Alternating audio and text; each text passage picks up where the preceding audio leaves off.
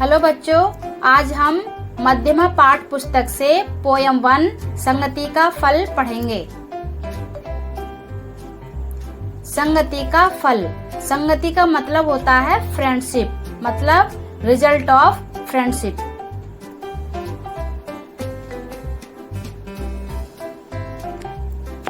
कविता की पंक्तियां इस प्रकार हैं।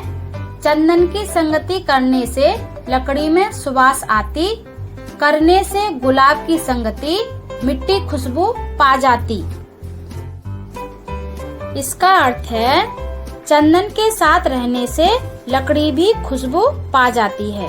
इसी तरह गुलाब जिस मिट्टी में उगता है उस मिट्टी में भी खुशबू आ जाती है।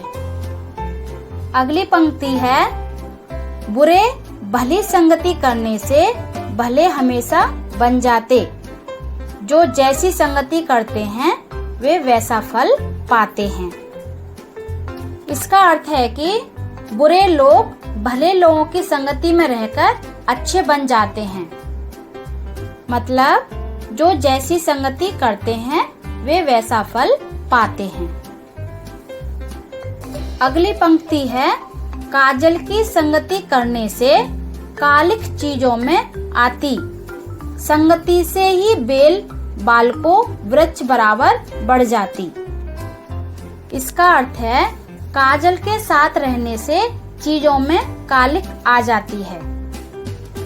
इसी तरह संगति से ही बेल वृक्ष के बराबर बढ़ जाती है। अगली पंक्ति है, संगति दीपक की करने से कीट पतंगे जल जाते, जो जैसी संगति करते हैं वे वैसा फल पाते हैं। इसका अर्थ है दीपक के संपर्क में आने से छोटे छोटे कीट पतंगे भी जल जाते हैं, मतलब जो जैसी संगति करते हैं वे वैसा ही फल पाते हैं। अगर आपको कुछ डाउट है तो राइट साइड में हमने इसका इंग्लिश में अर्थ दिया है। इसको पढ़कर आप और बेहतर तरीके से समझ सकते हैं। अगली पंक्ति है, पत्थर की संगति करने से मेहंदी में लाली आती, पानी की संगति करने से चीनी शरबत हो जाती। इसका अर्थ है कि जब मेहंदी को पत्थर पर घिसा जाता है तो पत्थर पर भी लालिमा आ जाती है। इसी प्रकार जब पानी में चीनी को घोला जाता है तो वह शरबत का रूप धारण कर लेता है। अगली पंक्ति है, पाले की संगति करने से कमल नष्ट हैं हो जाते, जो जैसी संगति करते हैं वे वैसा फल पाते। इसका अर्थ है कि जब कमल पर पाला पड़ता है तो वह नष्ट हो जाता है। पाला मतलब फ्रॉस्ट। जो जैसी संगति करते हैं वे वैसा फल पाते हैं। अगली पंक्ति है, साबुन की संगति करने से कपड़ों में शोभा आती, संग आग का करने से लकड़ी कोयला हो जाती। इसका अर्थ है कि जब कपड़ों को साबुन से धोया जाता है तो कपड़ों के अंदर खुशबू आ जाती है। इसी तरह आग के साथ संगति करने से लकड़ी कोयला हो जाती है। अगली पंक्ति है, भले मनुज बुरी संगति से बुरे जगत में कहलाते, जो जैसी संगति करते हैं वे वैसा फल हैं पाते। इसका अर्थ है कि भले लोग बुरी संगति करने से जगत में बुरे कहलाते हैं। मनुष्य मतलब लोग। जो जैसी संगति करते हैं वे वैसा फल हैं पाते। अगली पंक्ति है, पंडित की संगति करने से दूर मूर्खता हो जाती, पर चालाकों की संगति से बुरी चाल है आ जाती। यहाँ पंडित का अर्थ है ज्ञानी, मतलब पंडित की संगति करने से मूर्ख लोग भी ज्ञानी हो जाते हैं। और चालाकों की संगति करने से उनमें बुरी आदतें आ जाती हैं। सुनो उदाहरण, ये सब हमको सीख यही है सिखलाते, जो जैसी संगति करते हैं वे वैसा हैं फल पाते। इसका अर्थ है कि ये सभी उदाहरण हमको यही सिखाते हैं कि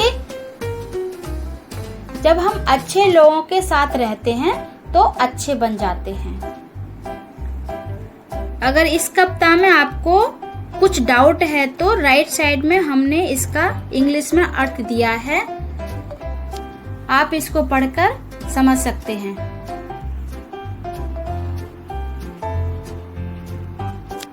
अब इस कविता के कुछ शब्दार्थ दिए हैं, आइए आगे इसको पढ़ लेते हैं।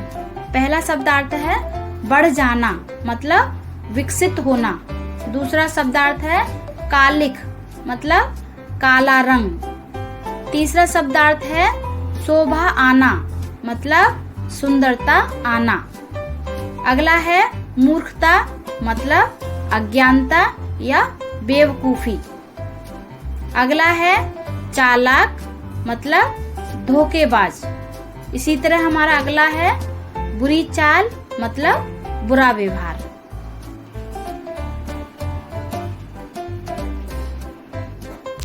अब हम पुस्तक की एक्सरसाइज के प्रश्न उत्तर पढ़ लेते हैं। तो इसमें पहला प्रश्न है, निम्नलिखित पद्यांश का भावार्थ हिंदी में लिखिए।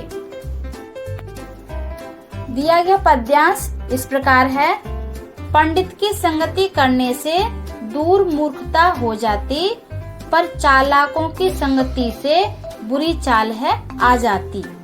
सुनो उदाहरण, ये सब हमको सीख यही है सिखलाते, जो जैसी संगति करते हैं वे वैसा है फल पाते। तो इसका संदर्भ इस प्रकार है, यह पद्यांश संगति का फल शीर्षक कविता से लिया गया है। कवि इस कविता में अनेक उदाहरणों के सहारे अच्छी संगति के बारे में बताते हैं। और इसका भावार्थ इस प्रकार है, इन पंक्तियों में कवि कहते हैं, अगर हम अच्छे पंडित या विद्वान और पढ़े लिखे व्यक्ति के साथ मित्रता करेंगे तो हमारी मूर्खता दूर हो जाती है और हम भी पंडित बनते हैं, मतलब हम लोग भी ज्ञानी बन जाते हैं।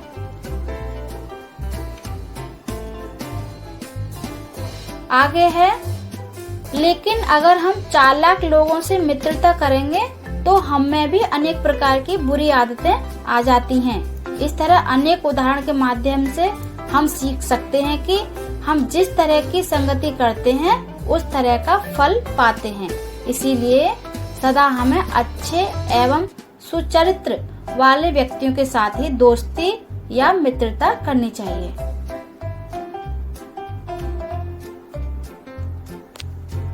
अब इस कविता से संबंधित कुछ प्रश्न उत्तर दिए गए हैं। प्रश्न इस प्रकार हैं।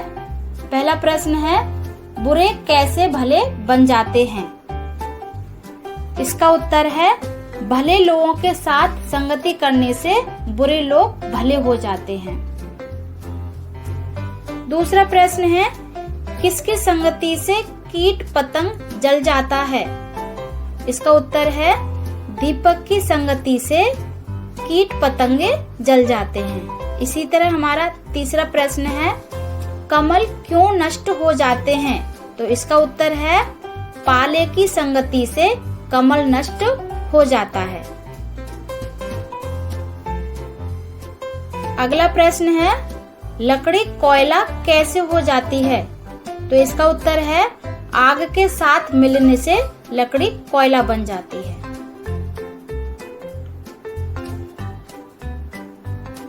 अगला प्रश्न है हमारा, संगति का फल। कविता का सारांश अपने शब्दों में लिखिए। तो इस कविता का सारांश इस प्रकार है, संगति का फल कविता हमें अच्छे एवं आदर्श लोगों के साथ मित्रता करने के लिए सलाह देती है। कवि इस कविता में अनेक उदाहरण देकर कहते हैं कि अच्छे लोगों की संगति अच्छी रहती है। साधारण लकड़ी चंदन की लकड़ी के साथ रहने से सुगंधित बन जाती है। सामान्य मिट्टी भी गुलाब की संगति से खुशबू प्राप्त कर लेती है।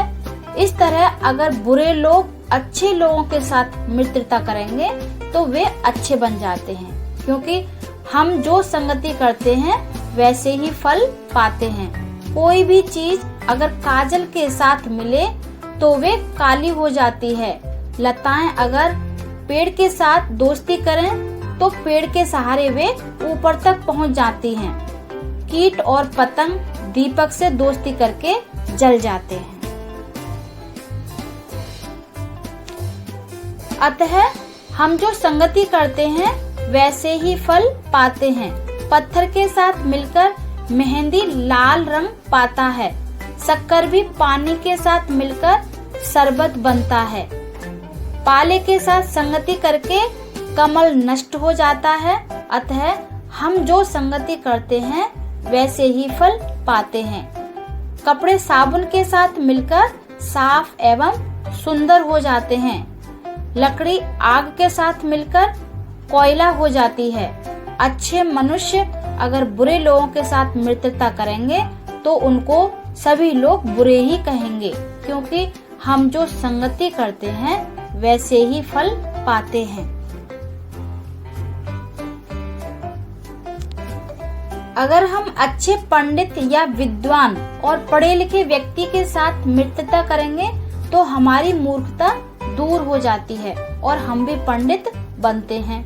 लेकिन अगर हम चालाक लोगों से मित्रता करेंगे तो हमें भी अनेक प्रकार की बुरी आदतें आ जाती हैं। इस तरह अनेक उदाहरण के माध्यम से हम सीखते हैं कि हम जिस तरह की संगति करते हैं उस तरह का फल पाते हैं। इसीलिए सदा हमें अच्छे एवं सुचरित्र वाले व्यक्तियों के साथ ही दोस्ती या मित्रता करनी है। इस प्रकार हमने कविता का सारांश पढ़ा। इस सारांश से संबंधित अगर आपको कोई डाउट है तो हमने राइट साइड में इसका इंग्लिश में अर्थ दिया है, आप उसको पढ़ सकते हैं और इसे अच्छी तरीके से समझ सकते हैं।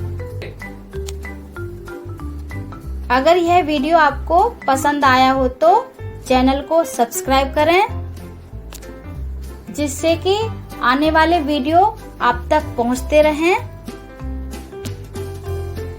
देखने के लिए धन्यवाद। अगले वीडियो में आपसे फिर मिलेंगे। नमस्ते।